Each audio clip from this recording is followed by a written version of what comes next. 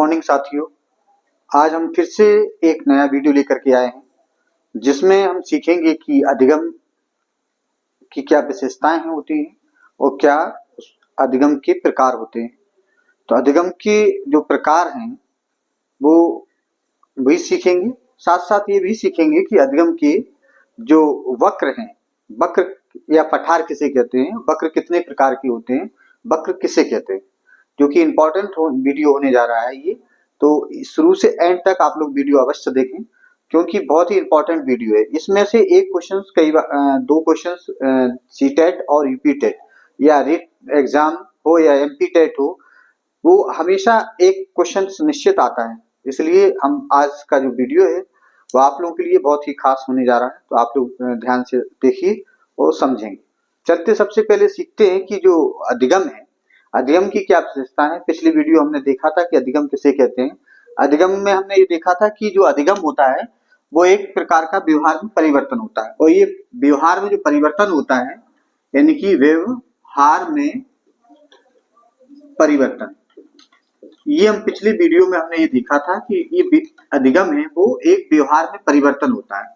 और व्यवहार में परिवर्तन जो होता है कैसा होता है, अस्थायी परिवर्तन होता है, अस्थायी परिवर्तन होता है। लेकिन ये अस्थायी किस किस के द्वारा होता है, तीन चीजें हमारे सामने आई थी। या तो अधिगम आपके अभ्यास से होता है, या अधिगम आपके प्रशिक्षण से होता है,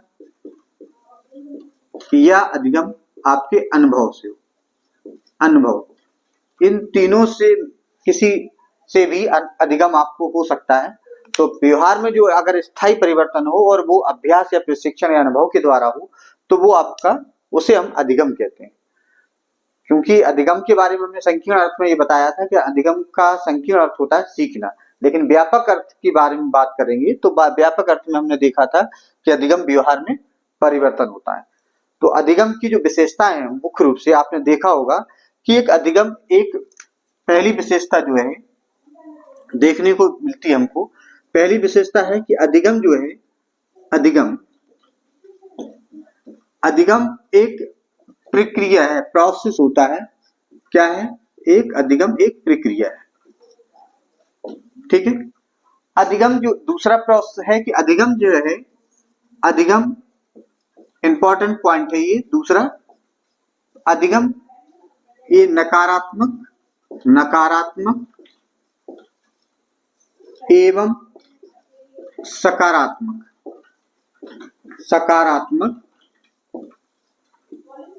दोनों हो सकता है, दोनों होता है।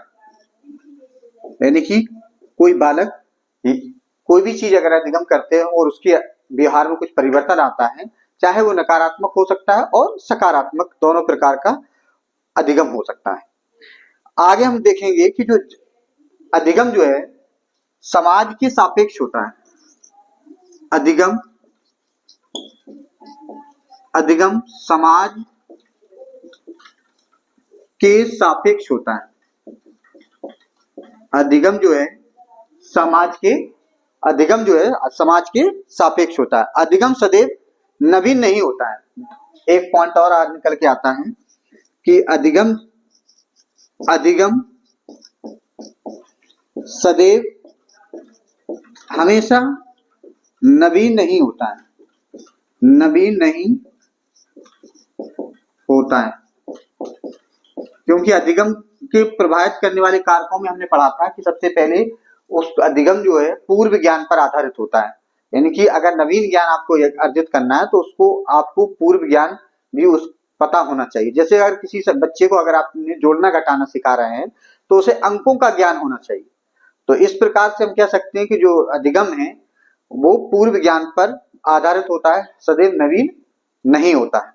और भी हम देखेंगे आगे की जो अधिगम है व्यवहार में परिवर्तन की प्रक्रिया है, ये तो इंपॉर्टेंट है ही। अधिगम जो है, अधिगम व्यवहार में परिवर्तन की प्रक्रिया, व्यवहार में परिवर्तन की प्रक्रिया है, प्रक्रिया, व्यवहार में परिवर्तन की प्रक्रिया है।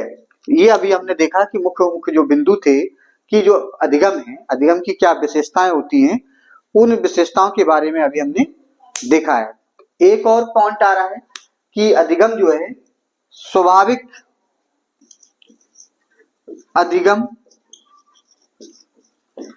अधिगम स्वाभाविक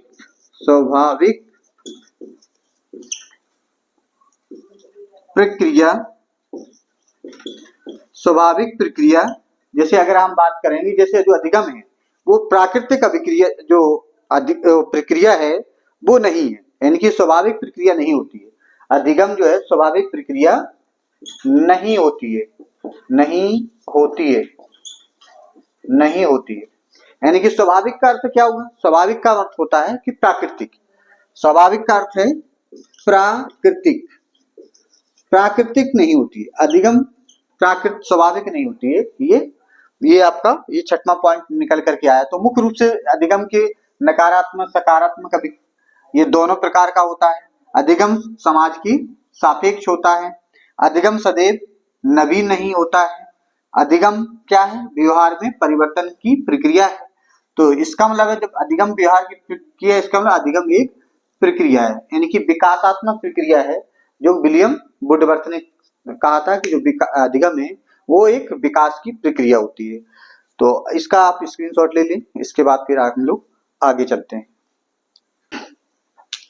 अब हम सीखने जा रहे हैं कि अधिगम के पठार, अधिगम वक्र क्या होते हैं और किसे कहते हैं, है ना। तो अधिगम के जो वक्र हैं एवं पठार, तो चूंकि आपने देखा होगा कि जब भी ये कोई अधिगम करते हैं तो अधिगम का मतलब है सीखते हैं, तो सीखने में समय भी लगता है और समय के अनुसार कुछ जो अधिगम की मात्रा है वो कितनी मात्रा है, कितना हम सीखें, जब इन दोनों के मध्य में एक जो अगर हम एक वक्र बनता है उसी को हम बोलते हैं अधिगम वक्र। यानी कि सीखने अधिगम की जो मात्रा है और अभ्यास में के मध्य में के बीच में अगर जब हम एक वक्र बनाते हैं, ये कोई रेखांकित करते हैं किसी चीज को, उससे जो एक जो वक्र प्राप्त होता है उसे हम बोलते हैं अधिगम वक्र। यानी कि अधिगम वक्र की बात करते हैं,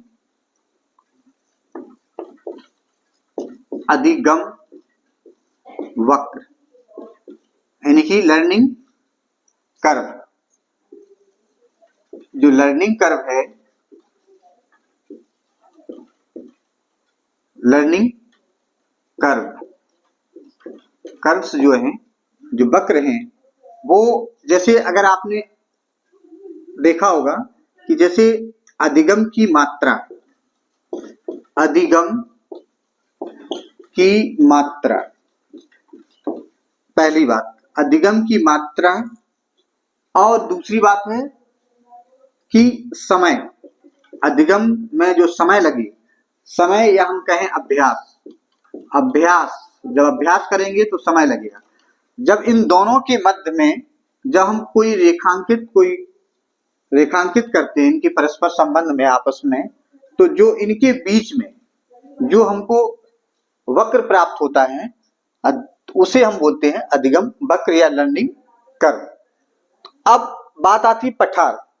पठार किसे कहेंगे? अधिगम का पठार। अधिगम का पठार का मतलब है कि अगर हम चाहे जितना अभ्यास करें, चाहे जितना भी अभ्यास करें, चाहे जितना समय दें, और समय देने के बाद यदि हमारी अधिगम की मात्रा में कोई परिवर्तन नहीं हो रहा है, यानी कि अधिगम की मात्रा ना तो बढ़ रही है ना घट रही है, यानी कि हमारा जो नॉलेज है वो एक इस तरीके की रूप में चल रहा है, एक सीधी रेखा में चल रहा है।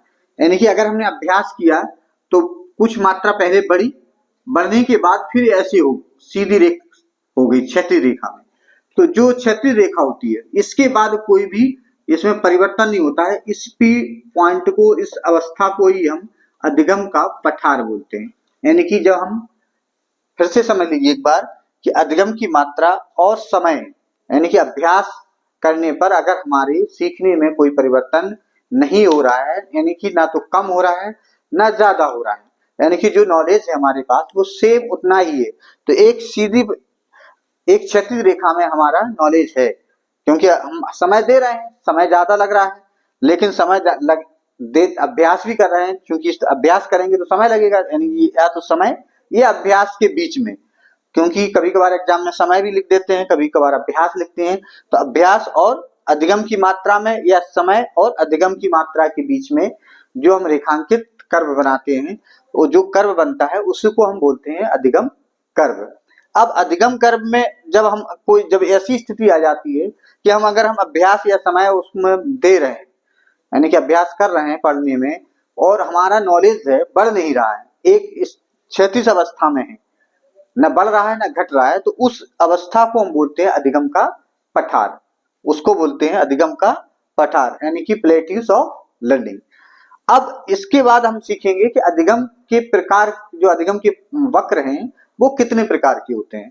तो कभी कभार हमारे देखने को मिलता है हमको, क्या है कि जो अधिगम के वक्र हैं, या तो जब हम समय, कभी कभार क्या होता है कि जैसे हम पढ़ते हैं तो कम समय में अधिकतम अधिगम की मात्रा आ जाती है, यानी कि हम कम समय में अधिक सीख जाते हैं, एक तो वो आ जाता है। दूसरा है कि अगर हम अधिक समय में कम सीखते हैं, यानी कि प्रारंभ में हो सकता है कि हम जल्दी सीखते हैं, बाद में कितना भी प्रयास करें धीरे धीरे फिर हमारी अधिगम की मात्रा कम होने लगती है।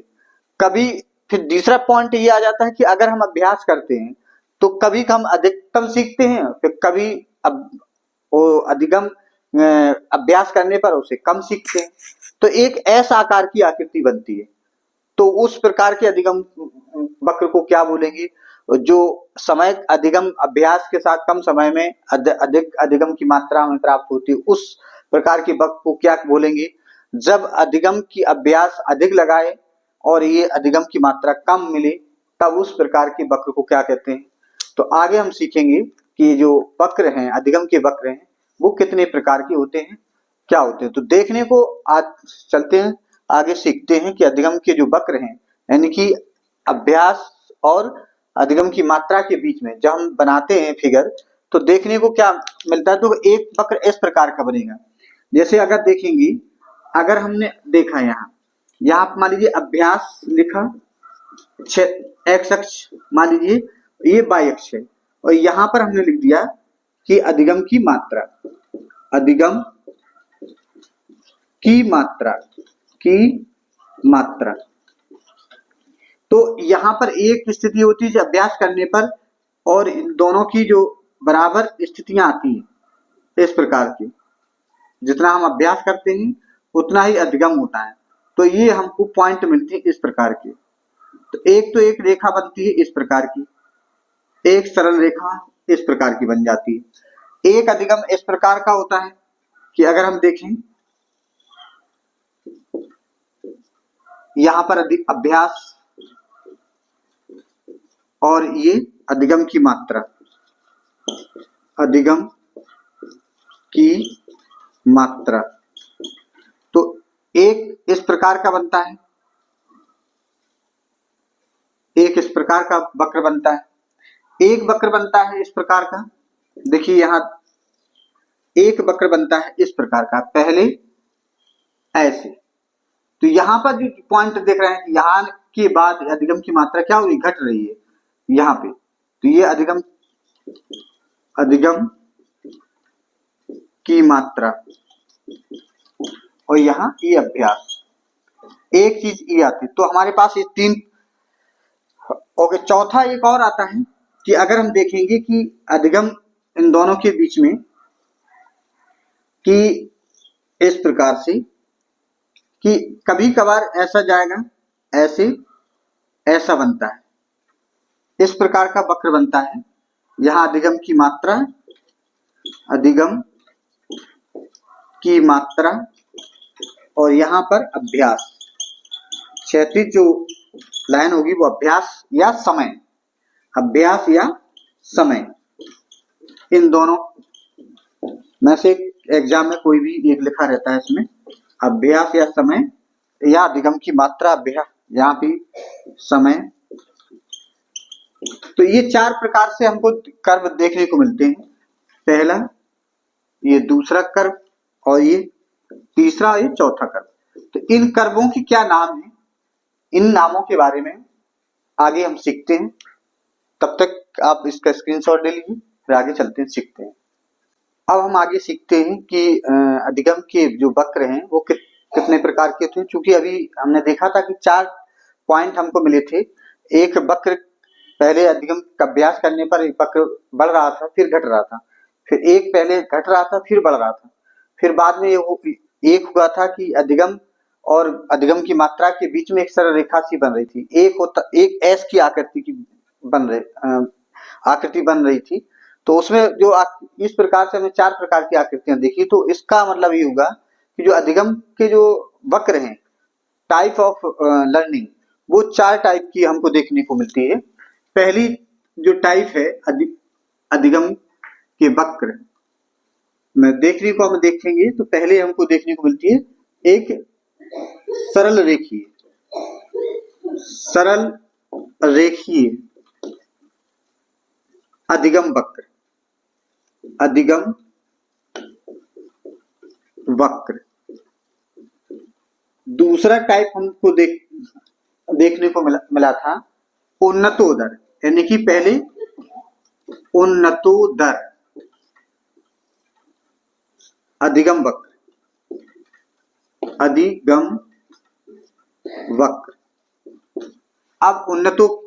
अब यानी कि पहले वो बड़ा था फिर घटा था। एक वक्र हमको देखने को मिला था नतोदर। उन्नतो की जगह एक आया नतोदर अधिगम वक्र। और चौथा था मिश्रित वक्र, यानी कि जिसमें उन्नतोदर और नतोदर ये दोनों मिश्रित थे, तो इसको बोलेंगे मिश्रित अधिगम वक्र। अब हम एक एक करके इन सभी वक्रों के बारे में पढ़ेंगे कि जो सरल रेखीय वक्र अधिगम वक्र क्या होता है, उन्नतोदर अधिगम वक्र क्या होता है, नतोदर अधिगम वक्र क्या होता है, मिश्रित अधिगम वक्र क्या होता है। तो सबसे पहले हम पढ़ते हैं सरल रेखीय अधिगम वक्र। हेडिंग डाल लेते हैं, सरल रेखीय अधिगम वक्र।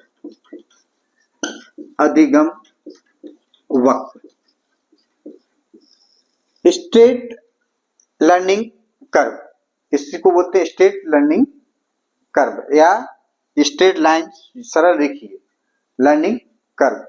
अब जो ये सरल रेखीय आपने देखा होगा कि जब अधिगम की मात्रा और अभ्यास के बीच में समान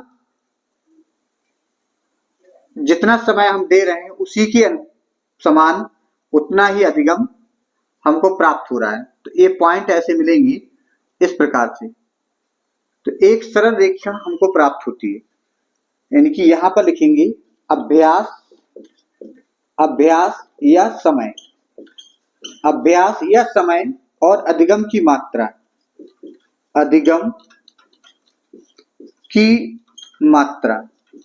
के बीच में जब इस प्रकार एक सरल रेखा ऐसा कर्व बने जिसमें एक सरल रेखा प्राप्त होती है, तो उसको हम बोलते हैं अधिगम सरल रेखीय अधिगम। तो सरल रेखीय अधिगम में को हम और किस नाम से जानते हैं? सरल रेखीय अधिगम के और दूसरे जो नाम हैं, उपनाम क्या है? उपनाम जो है समान उपलब्धि वक्र। समान उपलब्धि वक्र, क्योंकि जितना अभ्यास करते हैं उतनी अधिगम की हमको मात्रा यहाँ मिलती है। दोनों के बीच में एक जो वक्र बनता है वो सरल रेखीय वक्र होता है, इसलिए इसको हम बोलते हैं समान उपलब्धि वक्र। इसी को हम दूसरे नाम से भी जानते हैं, समान निष्पादन वक्र। समान निष्पादन वक्र। और तीसरा जो नाम होता है इसी को हम कहते हैं रेखीय त्वरण वक्र। रेखीय त्वरण वक्र। तो ऑप्शन में कभी आप पूछ लिया जाता है 4 ऑप्शन दिए रहेंगे, सरल रेखीय, उन्नतोदर, नतोदर, मिश्रित, अधिगम वक्र। इनमें से कौन सा ये समान निष्पादन वक्र है, या समान उपलब्धि वक्र है, या सरल रेखीय त्वरण वक्र? इनमें से त्वरण वक्र किसे बोलेंगे? तो त्वरण वक्र जो होगा वो आपका सरल रेखीय वक्र, अधिगम वक्र को ही हम समान उपलब्धि वक्र, समान निष्पादन वक्र, रेखीय उत्तरण वक्र के नाम से जानते हैं। तो जब इसको अगर आपको लिखना है, तो जब हम समय के साथ साथ अधिगम की मात्रा में समान रूप से वृद्धि होती है, यानी कि जैसे जैसे अभ्यास करें उसी मात्रा में अधिगम की मात्रा में भी वृद्धि होती है, तो इस पर जब उसके बीच में जब वक्र बनता है तो उसको बोलते हैं हम सरल रेखीय वक्र, निष्पादन वक्र, उपलब्धि वक्र, या हम बोलते हैं रेखीय त्वरण वक्र। ठीक है, तो अभी हमने ये देखा है कि जो अभी इस प्रकार से अब देखा होगा, ये आपको मिलेगा जब ऐसे, तो एक रेखिया के रूप में ऐसे पॉइंट बनेगी, तो इस सरल रेखीय वक्र आपको देखने को मिलेगा। तो इसके बाद हम चलेंगे उन्नतोदर अधिगम वक्र क्या है। इसी को उन्नतोदर कर्व को हम बोलते हैं कन्वेक्स कर्व, यानी कि इसको बोलेंगे कन्वेक्स कर्व, कन्वेक्स कर्व। और ये जो नतोदर वक्र होता है इसको बोलते हैं कॉनकेव कर्व, और इसको बोलेंगे हम कॉम्बिनेशन लर्निंग वक्र, तो लर्निंग कर्व। इस प्रकार से अभी हमने देखा कि सरल रेखीय वक्र क्या होता है, जब हम अभ्यास और अधिगम के बीच में जो समान मात्रा में अधिगम की मात्रा होती है अभ्यास के सापेक्ष में, तो उसको हम बोलते हैं सरल रेखीय वक्र, क्योंकि इससे एक सरल रेखा हमको प्राप्त होती है। चलते हैं आगे, सीखेंगे हम उन्नतो अधिगम वक्र। पहले इसका स्क्रीनशॉट ले लीजिए। हम देखेंगे दूसरा था उन्नतोदर, यानी कि अब हेडिंग डालेंगे उन्नतोदर वक्र, अधिगम का उन्नतोदर वक्र, इसी को बोलते हैं convex curve, convex curve, convex curve, उन्नतोदर वक्र, कन्वेक्स कर्व, या हम इसी को कह सकते हैं उत्तल वक्र, उत्तल वक्र। उन्नतोदर वक्र को उत्तल वक्र भी कहते हैं। इसमें क्या होता है, इसमें ये होता है जैसे आप अधिगम की मात्रा,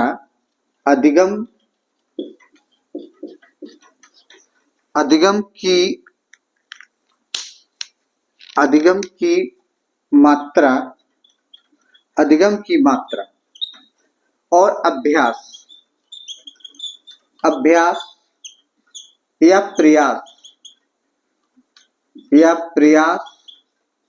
या समय के मध्य में जब हम एक रेखांकित करते हैं, तो जो वक्र हमको प्राप्त होता है उस वक्र को हम कहते हैं उन्नतो वक्र। यानी कि उन्नतो वक्र का मतलब है जब हम अभ्यास में शुरू क्या होता है कि जब वक्र ऐसे चले, यहां से ऐसे, यानी कि अधिगम कम समय में अधिकतम अधिगम की मात्रा हमको प्राप्त होती है, लेकिन बाद में धीरे धीरे क्या होता है, अधिगम की मात्रा धीरे धीरे क्या होती है, घटने लगती है, और घटने के बाद ऐसे हो जाता है। तो एक जब ये क्षैतिज अवस्था यानी कि एक्स अक्ष है, ये वाई अक्ष है, जब एक्स अक्ष की क्षैतिज रूप में चलना कर देता है कुछ समय, तो यहाँ पर जो क्षैतिज अवस्था होती है, क्षैतिज एक्स अक्ष के समांतर अगर क्षैतिज रूप में आ जाता है तो ये यहाँ पर बनता है पठार, क्योंकि यहाँ पर अब आप जितना भी अभ्यास करेंगे आपके अधिगम की मात्रा में उन्नति नहीं होगी, और धीरे धीरे क्या होगा, ये कर्व जो होगा नीचे की ओर डाउन हो जाएगा। जैसे जैसे आप अधिगम की मात्रा नहीं होगी, और अभ्यास अगर आपने करना छोड़ दिया, अभ्यास अगर कंटिन्यूस कर रहे हैं तो अधिगम की मात्रा यहीं पर रहेगी एक क्षैतिज रूप में, और अभ्यास की अगर आपने कम करना कर दिया तो जो अधिगम की मात्रा वो धीरे धीरे नीचे की ओर डाउन होती जाएगी।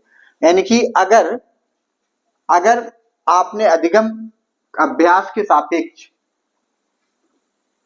अभ्यास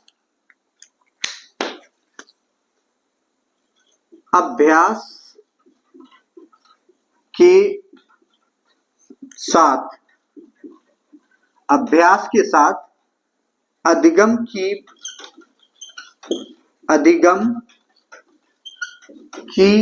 मात्रा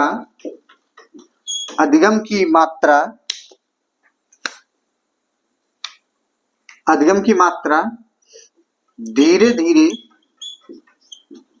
धीरे कम होती है। क्या होती है? कम होती है। तो इससे जो कम होती है, इससे जो वक्र बनेगा, इससे बनने वाला वक्र उन्नतोदर वक्र कहलाता है। उन्नतोदर वक्र या उत्तल वक्र कहते हैं।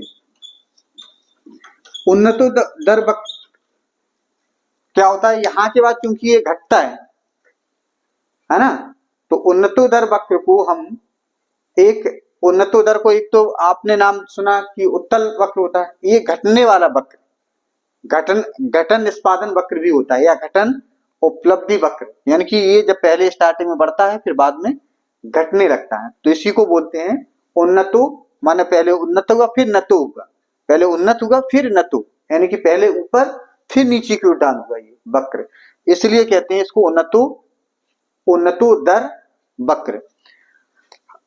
तो इसमें अभी हमने उन्नतोदर वक्र के बारे में, चूंकि इसमें पॉइंट ये है कि ये जो व्यवहारिक रूप में देखा जाता है, व्यवहारिक रूप में देखा जा सकता है, यानी कि व्यवहारिक रूप में देखा जाता है।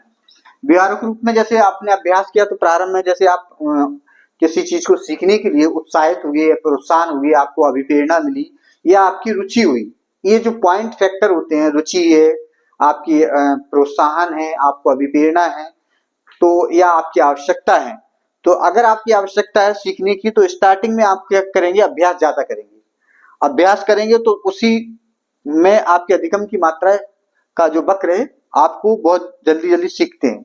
लेकिन जैसे जैसे आप अभ्यास, एक स्तर रहता है, एक स्थिति ऐसी आती है कि आपकी अधिगम की मात्रा उससे ज्यादा नहीं होती है, फिर क्या होता है कि अभ्यास करना आप बंद करते हैं, तो फिर नीचे नतोदर माने नीचे की ओर आपका वक्र आने लगता है।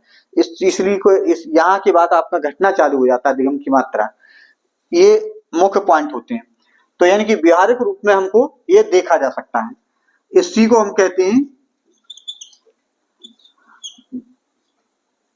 घटता वक्र।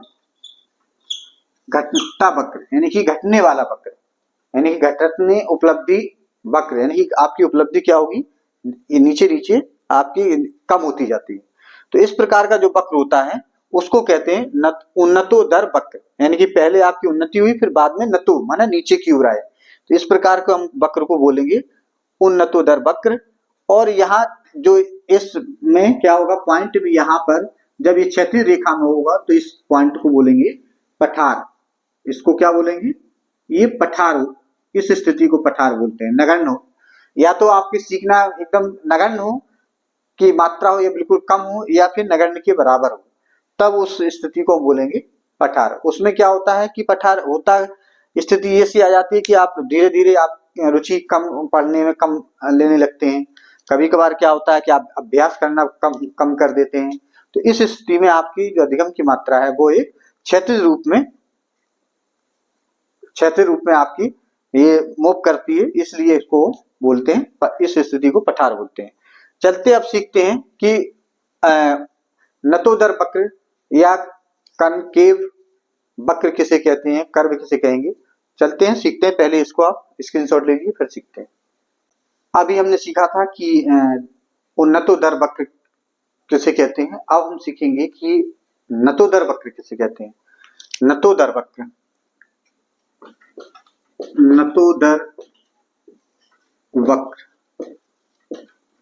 नतोदर वक्र, नतोदर वक्र को कॉनकेव कर्व बोलते हैं, कॉनकेव कर्व। इसमें क्या होता है, जब भी हम कर्व अधिगम की मात्रा और अभ्यास के बीच में जब हम ग्राफ बनाते हैं, तो जब अगर ग्राफ इस तरीके का प्राप्त होता है, यानी कि यहाँ पर जो बाह्य अक्ष होता है, हमेशा ध्यान रखना, पूछ लेते हैं अधिगम कि बाह्य अक्ष अधिगम की मात्रा किसको प्रदर्शित करता है, अधिगम की मात्रा को, बाह्य अक्ष, और एक्स अक्ष जो होता है वो अभ्यास या प्रयास या समय, इसको प्रदर्शित करता है। यानी कि समय के साथ आप अभ्यास करेंगे, प्रयास करेंगे, तो उसके साथ में जो अधिगम की मात्रा हमको प्राप्त होगी, इसके बीच में जब हम रेखांकित करते हैं, तो जो रेखांकित हमको मिलता है उसे हम बोलते हैं अधिगम वक्र। और अगर अधिगम वक्र इस प्रकार का हो कि प्रारंभ में आपने क्या होगा, देखने को क्या होगा, ये नतोदर वक्र, नतोदर यानी कि यहां से जैसे इस प्रकार से ऐसे चले, तो आपको इस प्रकार का जो वक्र होगा वो नतोदर वक्र या कॉनकेव कर्व कहलाता है। यानी कि इसी को हम बोलते हैं, इसका दूसरा नाम है,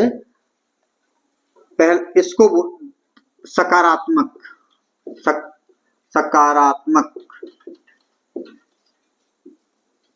वक्र, सकारात्मक वक्र भी बोलते हैं इसी को बोलते हैं वर्धनीय, इसी को कह सकते हैं वर्धनीय,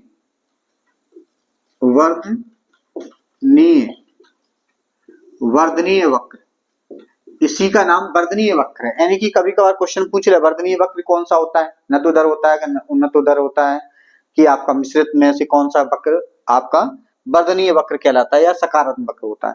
तो जो पहला वक्र हमने देखा था उन्नतोदर, क्योंकि पहले उन्नत हुई फिर वो नतोदर हुआ था, तो वो उसमें क्या हुआ था, डाउन हुआ था, यानी कि नकारात्मक था, वो व्यवहारिक रूप में देखा जाता है। जबकि ये इसकी विशेषता ये है कि ये व्यवहारिक रूप में नहीं देखा जा सकता है, व्यवहारिक रूप में नहीं पाया जाता है, नहीं पाया जाता है। कभी कभार ये भी पूछ लेते हैं कि ये व्यवहारिक रूप में पाया जाता है कि नहीं पाया जाता है। तो नतोदर वक्र जो होगा, कॉनकेव कर्व जो होगा, वो आपको व्यवहारिक रूप में नहीं देखने को हमें मिलता है। यानी कि जब अभ्यास के सापेक्ष अधिगम की मात्रा अधिक होती है, तब हमारा नतोदर वक्र बनता है। परिभाषा में आप लिखेंगे, परिभाषा में अभ्यास के सापेक्ष या प्रयास के सापेक्ष या समय के सापेक्ष अभ्यास के साथ अधिगम की मात्रा अधिक होती है, उसे हम तब हमको नतोदर वक्र प्राप्त होती है, तो नतोदर वक्र होता है, नतोदर वक्र बनता है या उसे कहते हैं नतोदर वक्र होता है। तो इस प्रकार का जो वक्र होगा वो नतोदर वक्र होता है। अब हम सीखेंगे कि मिश्रित वक्र, क्योंकि अभी पहला हमने सीखा था रेखीय वक्र, फिर दूसरा हमने सीखा उन्नतोदर वक्र, तीसरा हमने सीखा नतोदर वक्र। अब हम चौथा हम सीखेंगे कि मिश्रित वक्र कौन सा होता है। मुख्य रूप से क्या होता है, मिश्रित वक्र में उन्नतोदर और नतोदर दोनों का मिला जुला रूप होता है मिश्रित। और इस मिश्रित वक्र को हम एस वक्र भी कहते हैं। चलते सीखते हैं कि मिश्रित वक्र क्या होता है। इसके लिए आप इसका स्क्रीनशॉट ले लीजिए, इसके बाद चलते हैं। अभी हमने सीखा था कि नतोदर उन्नतोदर वक्र किसे कहते हैं। अब हम सीखेंगे कि मिश्रित जो अधिगम वक्र है वो किसे कहते हैं, यानी कि कॉम्बिनेशन कर्व। इसमें क्या होता है कि मिश्रित वक्र में कि जब हम अभ्यास और अधिगम की मात्रा अधिगम की मात्रा और यहाँ पर अभ्यास या प्रयास अधिगम की मात्रा या प्रयास या समय के बीच में जब हम कर्व रेखांकित करते हैं, वक्र बनाते हैं, और इस प्रकार का वक्र मिलता है कि एस आकार का, यानी कि इसको हम दूसरे नाम से एस टाइप कर्व भी कहते हैं। ध्यान रखना है, एग्जाम में पूछा जाता है कि एस टाइप कर्व कौन सा होता है, उन्नतोदर या रेखित या मिश्रित। तो ये मिश्रित होता है। क्यों होता है ऐसा? ऐसा इसलिए होता है कि इसका जो प्रारंभ में क्या होता है कि वक्र जो होता है कि इसकी अधिगम की जो मात्रा होती है प्रारंभ और अंतिम में कम होती है, लेकिन बीच में इसकी अधिगम की मात्रा अधिक होती है। यानी कि मिश्रित वक्र में जो मध्य वाला भाग होता है इसका, उसमें ये इस तरीके का ऐसे बनता है, फिर ऐसे चला जाता है, ऐसे बनेगा, ऐसे ऐसे और ऐसे, है ना। तो ये फिर ऐसे बन जाता है। तो यहां से हमने देखा कि यहाँ अधिगम की मात्रा कम है, फिर ये बीच वाला भाग है इतना, यहाँ पर अधिगम की मात्रा ज्यादा, फिर यहाँ पर फिर ये कम हुआ, फिर ऐसे कम ज्यादा, यानी कि इसका मतलब है कि जो मिश्रित वक्र है कहीं पर ये उन्नतोदर वक्र बनता है, कहीं पर नतोदर वक्र बनता है, कहीं पर रेखीय वक्र बनता है। तो इसका मतलब उन्नतोदर और नतोदर वक्र का जो मिला जुला रूप होता है वो मिश्रित वक्र कहलाता है। यानी कि उन्नतोदर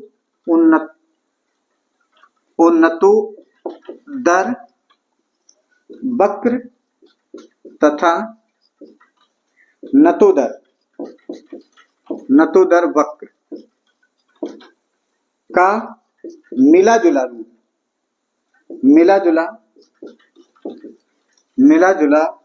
रूप मिश्रित वक्र कहलाता है।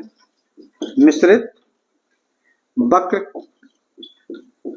कहते हैं और इसे एस टाइप, यानी कि एस टाइप वक्र भी कहते हैं। एस टाइप का कौन सा वक्र होता है? इसे एस टाइप वक्र भी कहते हैं। इस तरीके का जो वक्र होता है, तो इसमें क्या होता है कि जो अधिगम है, यहाँ पर कहीं पर पठार भी देखने को मिलता है, यानी कि जब एक्स अक्ष के सापेक्ष, ये एक्स अक्ष है, ये वाई अक्ष है, तो वाई अक्ष अधिगम की मात्रा को प्रदर्शित करता है, जबकि एक्स अक्ष अभ्यास या प्रयास की मात्रा को प्रदर्शित करता है। ये ध्यान रखना, इंपॉर्टेंट क्वेश्चन है ये कि एक्स अक्ष और वाई अक्ष किसकी मात्रा, एक्स अक्ष अधिगम की मात्रा या प्रयास या समय को प्रदर्शित करता है, जबकि अधिगम जो वाई अक्ष होता है वो अधिगम की मात्रा को हमेशा प्रदर्शित करता है। इस बात को हम लोगों को जानना है। तो अधिगम में कितना भी अभ्यास, एक स्थिति ऐसे आती है कितना भी अभ्यास करें लेकिन वो नहीं सीखता है, तो वहां पर जो अधिगम क्षैतिज एक्स अक्ष की समांतर हो जाता है, यानी कि पैरेलल हो जाता है। तो इसका मतलब है कि यहाँ पर जो पठार बनता है इसमें कहीं बीच में, यहाँ पर पठार बन जाता है, क्योंकि एस जहां बना, यहाँ से उठा ये यहाँ तक एक्स अक्ष, फिर ये उठा, फिर ये ऐसे हो गया। इसका मतलब यहाँ पर पठार बना और यहाँ, तो प्रारंभ और अंतिम दोनों छोरों पर क्या होता है, अधिगम की मात्रा कम होती है, जबकि बीच वाला जो भाग होता है यहाँ से यहाँ पर अधिगम की मात्रा जो होगी वो अधिक होगी। अधिगम की मात्रा जो होगी वो क्या होगी, यहाँ पर अधिक होगी, यहाँ से इतना जो भाग हमको देखने को मिल रहा है ये, इसलिए इसको हम बोलते हैं मिश्रित भाग, क्योंकि प्रारंभ में और अंतिम में, इसमें दोनों में क्या होता है, अधिगम की मात्रा की जो होती है सब कम होती है। तो अभी हमने अधिगम के पठारों के बारे में सीखा कि अधिगम के पठार, अधिगम के वक्र कितने प्रकार के होते हैं, अधिगम पठार किसे कहते हैं, और ये वक्र जो है 4 टाइप के हमने देखने को मिले हैं। पहला है सरल रेखीय वक्र, फिर दूसरा उन्नतोदर, फिर नतोदर और फिर मिश्रित।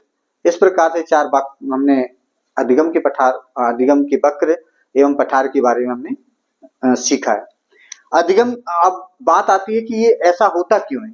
कभी कभार क्या होता है कि अधिगम को प्रभावित करने वाले कारक कौन कौन से हैं, अधिगम कैसे बच्चे को हम प्रमोट कर सकते हैं, आगे बढ़ा सकते हैं। तो उसमें मुख्य रूप से जो प्रभावित हैं, अधिगम को प्रभावित करने वाले कारक जो हैं, हमको जो देखने को मिलते हैं, अधिगम को प्रभावित प्रभावित करने वाली